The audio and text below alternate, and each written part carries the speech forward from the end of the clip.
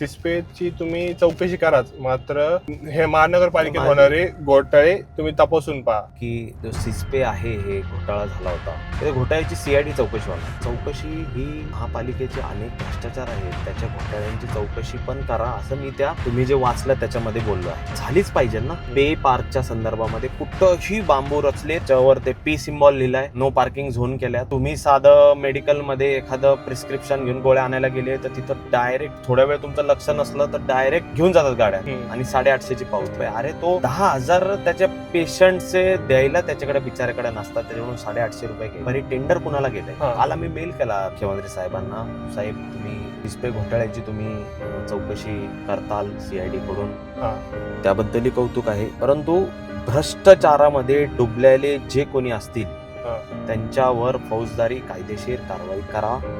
कुत्री जी आहे जी पकडली जातात त्याच्या निर्बीजीकरण जे आहे, आपल्याला कुठं लागल्यावर टाके पडतात ना, आपण ते धागा असतो तो डॉक्टरकडं, तर आपल्याला जो धागा असतो तोच त्या कुत्र्यांना निर्बीजीकरणाला वापरतात. यांनी नायलॉन धागा वापरला.